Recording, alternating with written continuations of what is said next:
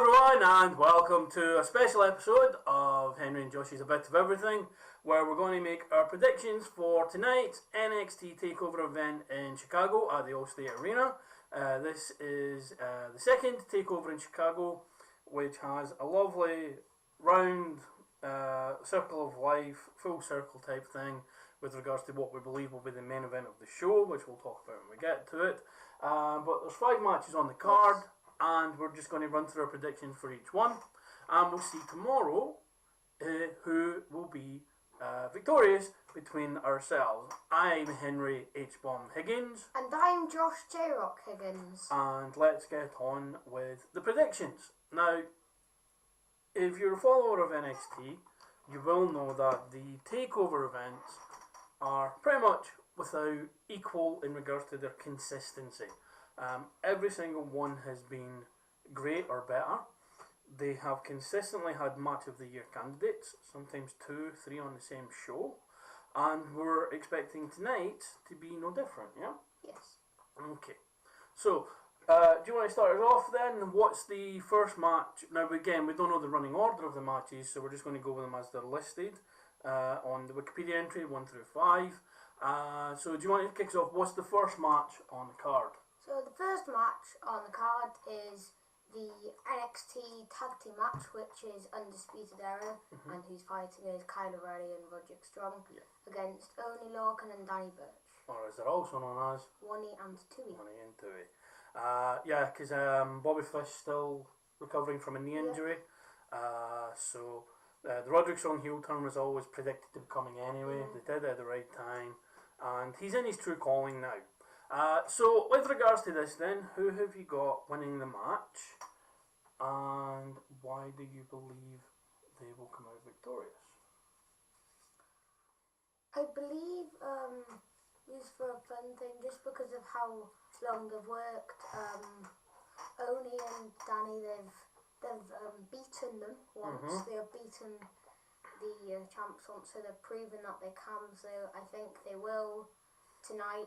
I think they will get a pin or a submission on at least one of them, and then maybe the next night they'll probably just get beaten just. So you think they'll get the belts tonight, but they'll be switched back to Undisputed Era at the next, the first show of the tapings. I'm going to go the other way. I think the Undisputed Era will. See, you've thrown a little spanner in my thought there now, because I believe that Brooklyn, NXT Takeover Brooklyn, is going to be the Undisputed Era versus Mustache Mountain for the tag team titles, with Pete Dunne having lost the UK belt, challenging Adam Cole for the North American Championship, right? So that's what I'm thinking is going to happen there. For that to happen, obviously Pete Dunne has to lose his belt, which I believe will happen at the night 2 of the upcoming UK tournament. And the Undisputed Era need to keep the tag belts. So my prediction initially was that they win the match.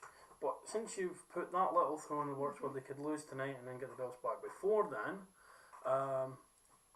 which would be a fantastic classic heel booking move, I'm still going to go with the Undisputed Era to walk out as champions. However, they might lose by DQ and keep the belts that way. But takeovers normally do have clean finishes for the championship matches. But I'm babbling, so Undisputed Era are going to walk out with the victory. So we're already 1 match in, and we've gone opposite directions. The second match on the card, or the second match listed anyway, is the NXT Championship match between Aleister Black and Lars Sullivan. It's unusual to have the NXT Championship match as like the least possibly the least important match on the show, or least important, maybe not the least hyped match on the show. And that's not to say it's not been built well or it's been hyped well, but it seems to be just one of those filler title matches that champions have when they're getting to their main rival at the bigger shows. And I think it's also due to a testament of how strong the other matches on the card have been booked going into the takeover event. Now, for me, I believe that Aleister Black is going to walk out with the championship still. It's going to be a very hard fought match. He's going to squeak past Lars. They may do the thing, because in the build up they did it where he can block the Black Mass kick, although he has been hit with it previously in other matches. But again, with wrestling, you retcon some things to fit the narrative. So the Black Mass kick isn't the only thing in Aleister Black's arsenal. No. So it's possible he squeaks out with something else, or pulls the classic Bret Hart thing of the small package roll-up victory, which he'd used to great effect quite a few times. Most famously, possibly, against Diesel at Survivor Series 95, which you're a bit young to remember. So yeah, Aleister Black is going to walk out in a very, very good match with the title intact, but I still think it is going to be... Worst is too strong a word. Obviously, it doesn't matter if you have 5 excellent things, something still has to be the worst. I think it is going to be the worst match of the night, but that does not mean it's not going to be a great match. Yeah. Who do you think is going to walk out with the belt? I think firstly Aleister Black as well. Mm-hmm. It has been quite a big build-up with obviously Lars destroying Aleister in the past few weeks. Yeah. But what I think is going to happen is Lars is going to hit his finisher sometime in the match, and Aleister will kick out of like 2.5, and then he'll go for his Black Mass, get blocked, and then at one point he'll jump out of a freak accident Black Mass and get the victory. You think it'll be like he's done before, where he's just pulled it out of nowhere, hit it, and done? And the only reason I want him to win is because I want at Brooklyn 4 or whatever I think is the next one. Brooklyn 4, yeah. I want Velveteen to beat him for it. Yeah, the crowd's reaction will be insane. Because Velveteen Dream, who we're going to talk about a little later on in the show, he's been the breakout star this year, hasn't he? So we're both in agreement there. Then we think Aleister Black is walking out with the victory and the championship. Yes. Yeah. Okay. Who's up next? Johnny Gargano versus Tommaso Ciampa in a street fight. Chicago street fight, because we're in Chicago. Who have you got? I've got Tommaso Ciampa for this one, just because Johnny Gargano, obviously in the first match, which was loser leaves NXT, I believe it was. No, it wasn't. No, that was him versus Andrade, but for the belt, Ciampa cost him the match. Yeah. So that's technically one victory for Ciampa. Yeah. Because one of the things I'm a little... Again, it's the whole retconning a story thing, or fitting a story narrative, is they're having a street fight. And it's like, how is that different from the last Takeover match? Yeah. You know? But again, the last Takeover match was phenomenal. So, who you got? You think Ciampa? Yeah, I think Ciampa, just because obviously in the last match he did pull out some insane moves, especially the backstabber powerbomb from the top rope. That was quite dangerous, but Johnny obviously did kick out and get out with the win. But I think that this time, just because Johnny's beat him once, I think Ciampa should even the odds of the matches and get to a 1-1 victory. Yeah.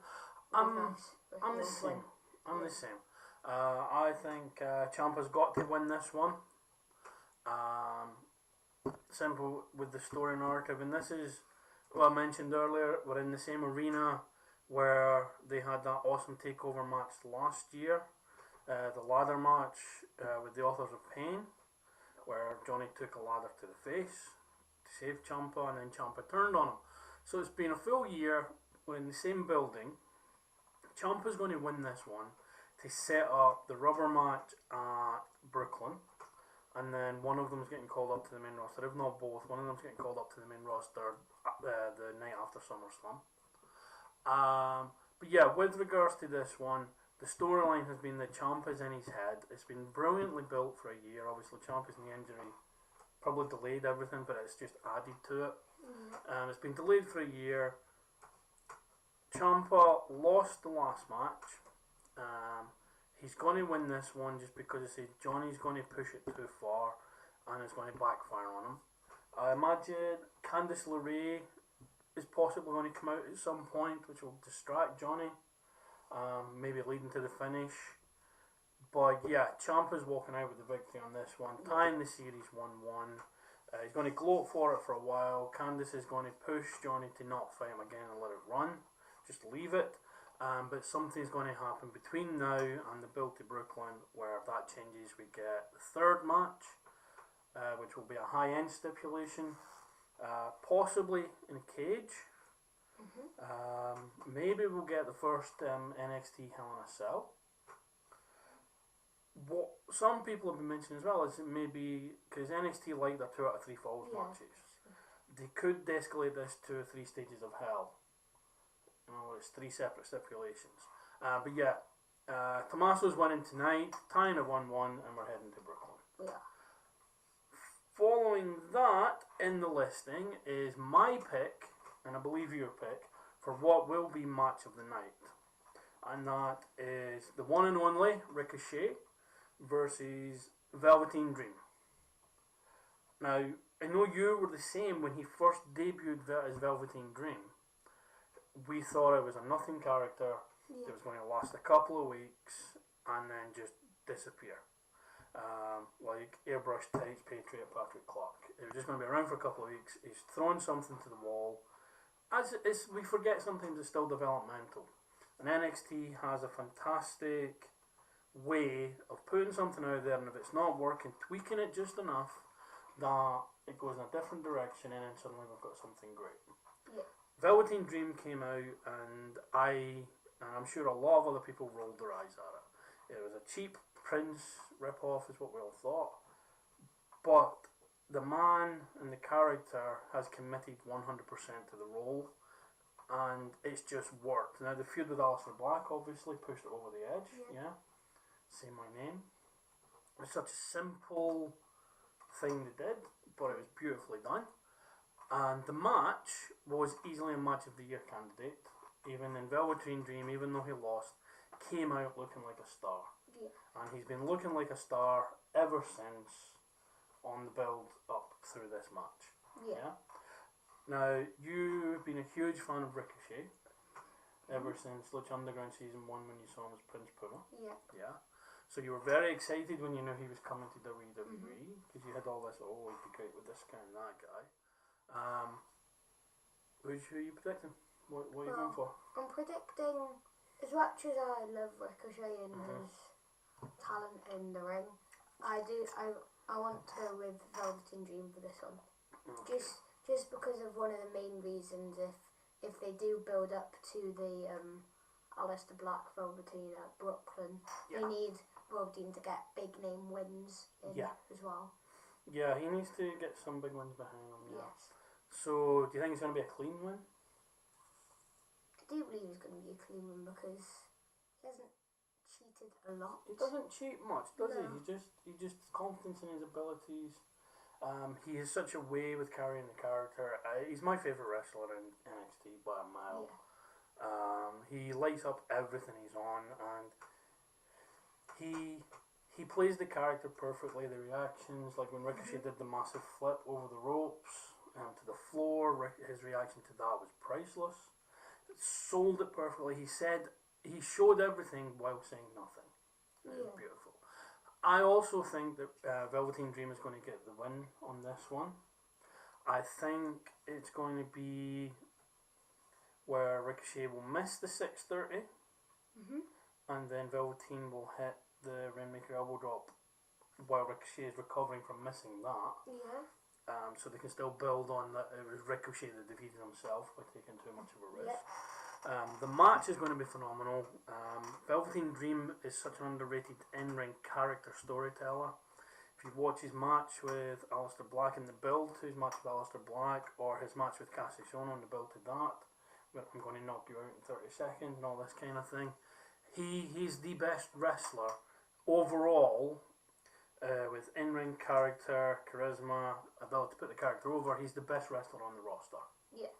So for me, Velveteen Ricochet can absorb the loss and come back from it. Velveteen Dream has had some high-profile losses. He needs a big win to catapult him. As you say, I believe he's going to be the one to take the belt from Aleister Black at Brooklyn. And then Ricochet can obviously then take it from him. Yeah. Anything you can do, I can do better kind of thing. Aleister Black goes up to the main roster. Yeah. So at the moment, with these predictions, we are now sitting. We've predicted 4 of the 5 matches, and the only one we've disagreed on has been the tag team title match. Yeah. Who's last? The last match is probably one of the, or not one of the second most important match on the card. It's Shayna Baszler versus Nikki Cross for the women's belt. Okay. Now this is another one that has been built fantastically well. Yeah. NXT has, for some reason, more than the main roster. The main roster used to be able to do this as well. But NXT has a brilliant way of, you have a storyline, but then you have like branching off other storylines intersecting with it.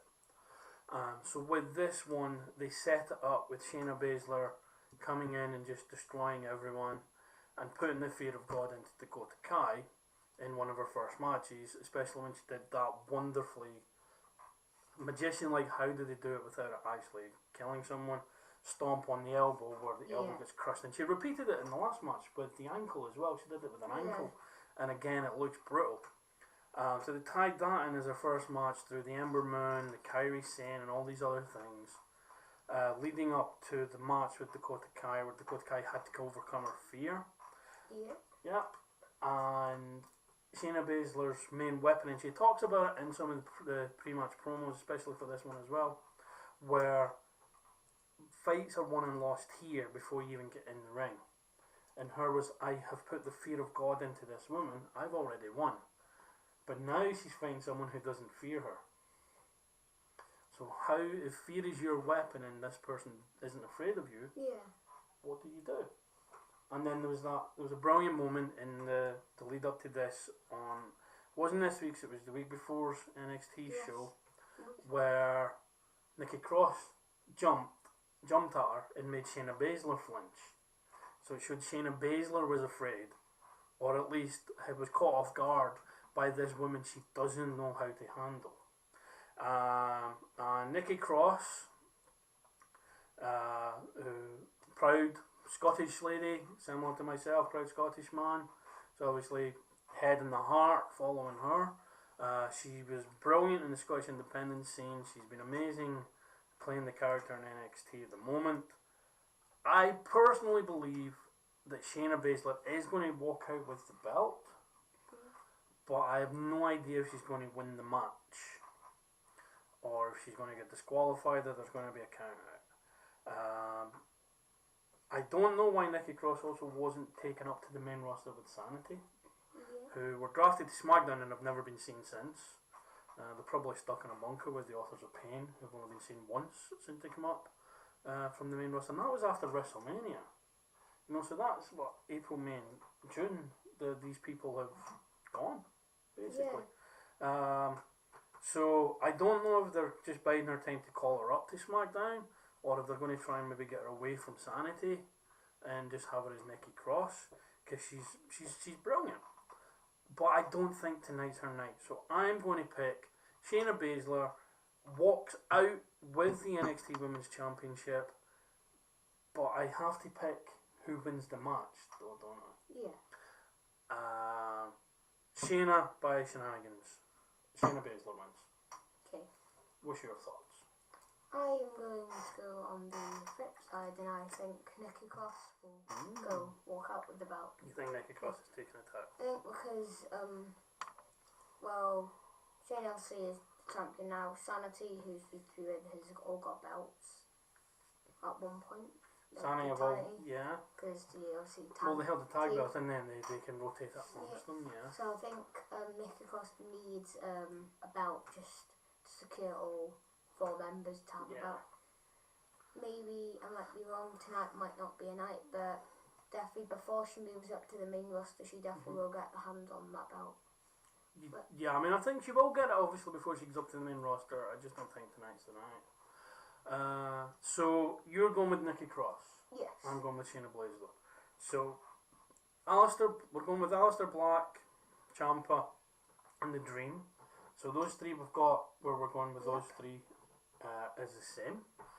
We have this different opinion on the tag team title match and the women's title match. Yeah. So it's potential we can still draw because we could be right on one of those each. So yeah, that is the predictions then. So that's the 5 matches on the NXT card. Give it a watch when you see it. We'll check in, we'll see what the results of that actually are, and we'll see who walks away with the victory. Yes. Yeah? Good luck, my son.